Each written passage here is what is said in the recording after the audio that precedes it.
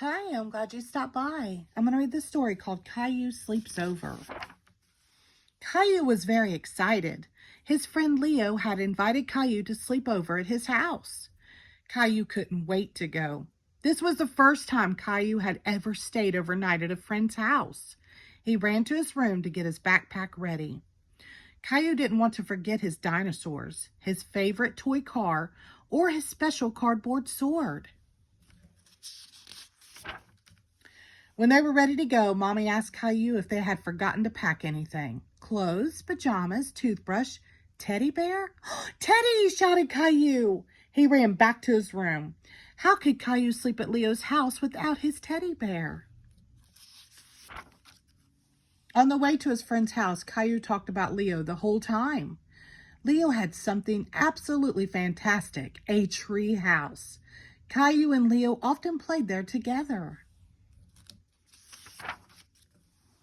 As soon as they arrived, Caillou ran to find Leo, forgetting about Mommy and his stuff in the car. Quickly, the friends climbed the ladder up the tree.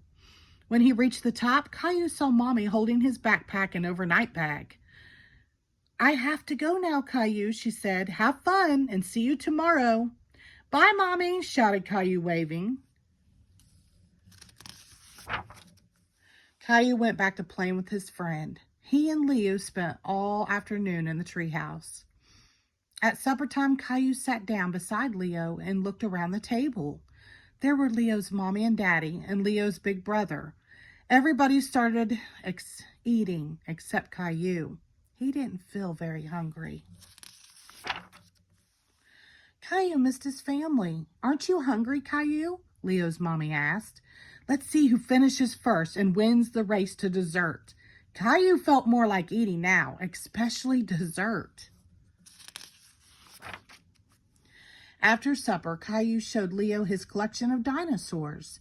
He felt better while they played. He didn't miss his family so much. Soon it was time to go to bed. Time to stop playing, put on his pajamas, and brush his teeth. But Caillou wanted to go home to his own bed, to his own mommy and daddy. When Leo's mommy turned out the light, Caillou started to cry softly. It was so dark in the bedroom. Leo's mommy came to tuck them in. "What's the matter, Caillou?" she asked gently, hugging him. "I want my mommy," Caillou said. "I understand, Caillou. You're not used to sleeping away from home. I've got an idea. Why don't we call your mommy on the phone?" Caillou started feeling better already at the idea of calling home. "Mommy, I want to come home," he said in a small voice. "Hi, Caillou. Does Teddy want to come home too?" Mommy asked. "Teddy!" shouted Caillou. "Poor Teddy," Mommy said. "He must be feeling very lonely stuck inside your backpack." He was really looking forward to sleeping over at Leo's house. When Caillou thought about Teddy, he didn't want to go home anymore. He hung up the phone and went to look for Teddy.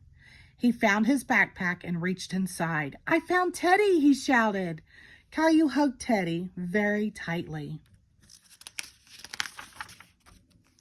With Teddy warm and cuddly beside him, Caillou was ready to go to sleep. Caillou gave Teddy a big kiss and tucked him in. The end. Thank you.